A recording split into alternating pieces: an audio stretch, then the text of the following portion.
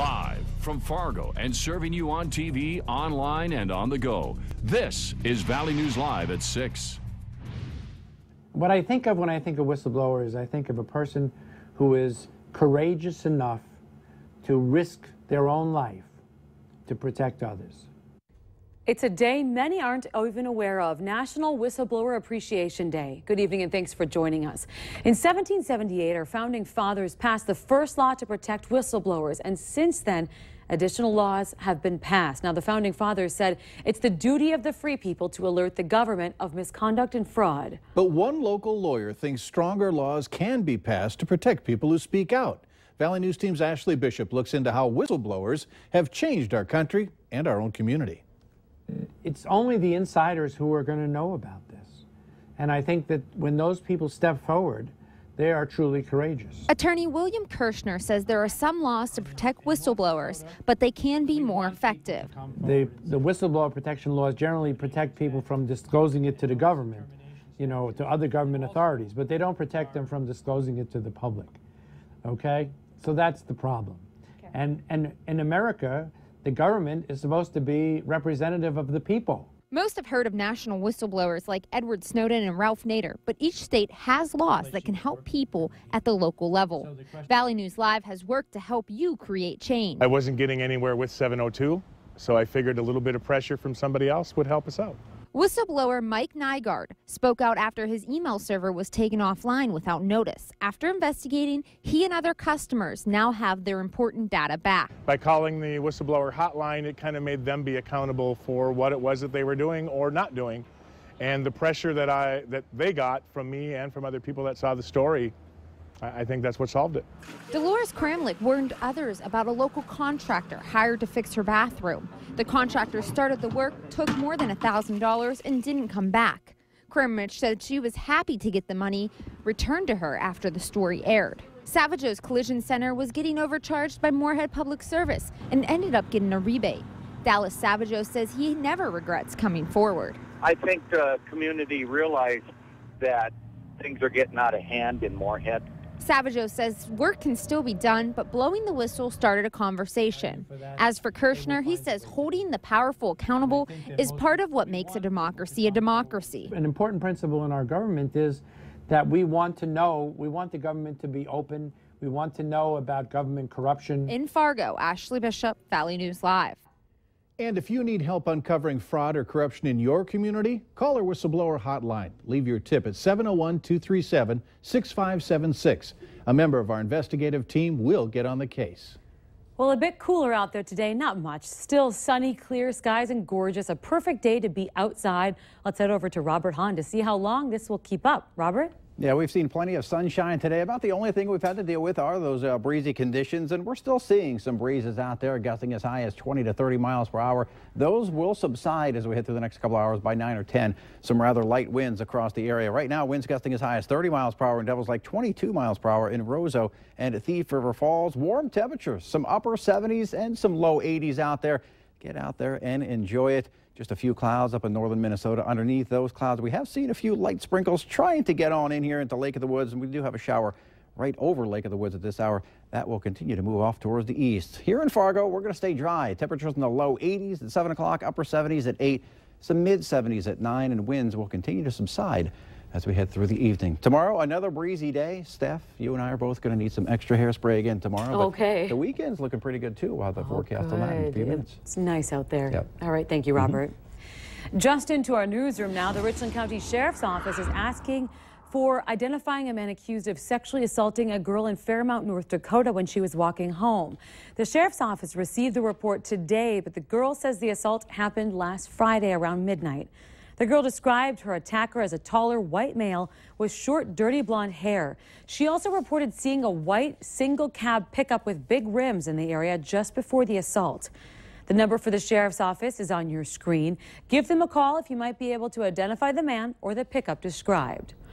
A man has been arrested in West Fargo after he was wanted on a warrant out of New Mexico for an alleged sexual assault. A woman told police that Musinji Christopher Paca, who she only knew as Christopher, assaulted her, knocked her unconscious, and then sexually assaulted her. The alleged assault happened on 6th Street East in West Fargo on Saturday. Police were able to track Paca down, and he's now under arrest. The sexual assault investigation is still going on. A year has passed since a Minnesota officer died after being shot while pulling over a convicted drug dealer in West St. Paul. His shooter is in jail for the rest of his life. Scott Patrick was a 19-year veteran of the police force and a father of 2 teenage daughters.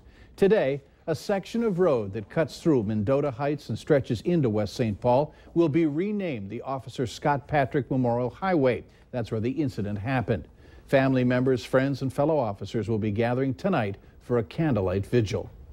If you get pulled over in Moorhead, smile. You're on police dashboard camera, but not police body cameras. Moorhead police say they don't have the equipment yet for a variety of reasons. It's expensive to buy and even more expensive to store and process the video once it is processed. Another reason the legislature in St. Paul needs to make sure some hard decisions are made as to what is public and what is protected under the law. So I don't know if you would want a video of your apartment or your house or your mom's house or your grandma's house to be able to be seen by anybody that makes the request. No, I would not be comfortable. Yeah, and that's something that we have to weigh. Privacy issues are also an issue for many police departments in North Dakota. Churches United for the Homeless is not giving up on building a multi-million-dollar apartment complex aimed at homeless families. Their first application for a grant was turned down last fall, but they're again asking the Minnesota Housing Finance Agency for a loan of about $8.5 million. Churches United wants to build the 43-unit complex on 10 acres that it owns, located north of Cashwise in Moorhead. Board President Dara Lee says that they've just completed the 1,000-page application. Lee adds this project has some changes from the last one, but they're minor. She also says she's very aware of the opposition that developed last time around. But she says they're doing everything they can to address community concerns. They will learn in October if they get the loan. The North Dakota State Water Commission approved a $6.8 million grant for the Fargo Water System Improvement Project. The grant award follows the July 6th decision by West Fargo city officials to contract with Fargo for water. The project will involve design and construction of infrastructure improvements that will connect the water distribution systems of Fargo and West Fargo, providing West Fargo with a more reliable long-term water supply. In other approvals, the Water Commission also supported a $2.2 million grant for water supply system improvements in the city of Tioga and $896,000 for all seasons water users district water supply projects in Bottineau County. A Minnesota House subcommittee today heard from ag experts about the recent massive bird flu outbreak. More than 220 farms, millions of birds were affected in 21 states. The last case was in early June as temperatures rose across the country. But now, many are concerned the avian flu will make a comeback this fall. That's when temperatures cool off. Migratory birds fly south. Today, poultry experts testified about how the industry is changing to prepare for new outbreaks.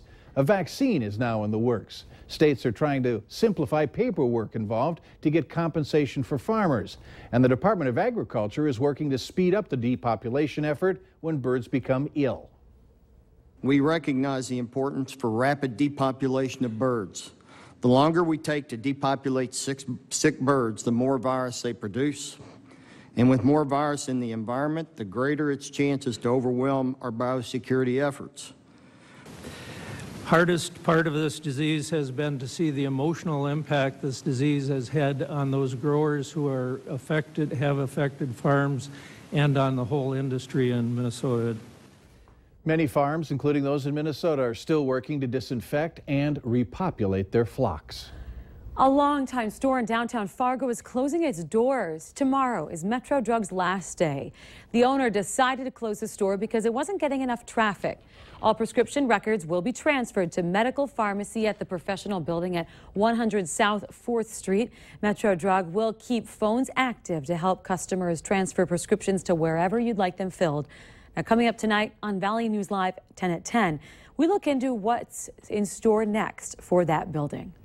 They are called sauna pants, and they're exactly what they sound like. You may have seen them on TV, and this is what they look like. Apparently, they can help you lose weight. You put them on, plug them into the wall, and they heat up. Valley News Team's Nicole Johnson has a personal trainer try them on for about a week, and we'll get the lowdown from them. Catch that story on Valley News Live, 10 at 10. And remember to like Valley News Live on Facebook. You can follow the latest news, weather, and breaking news updates anytime on your feed.